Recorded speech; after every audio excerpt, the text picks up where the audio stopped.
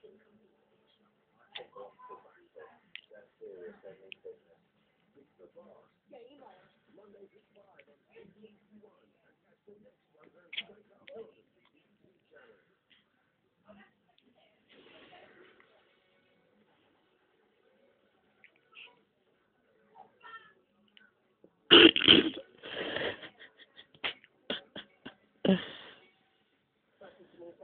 the start of the weekend, here's what you need to know today. Rookie star David Beckham steps in to help find missing Maddie.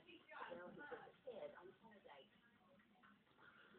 And are you getting ready to fly the flag for Eurovision?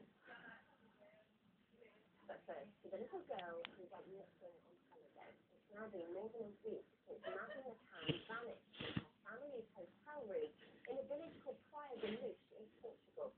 Since then, there's been a huge search for her, and now even the superstar David Beckham got involved. For the last week, everyone's been talking about 3-year-old Madeline McCann. Her story is massive.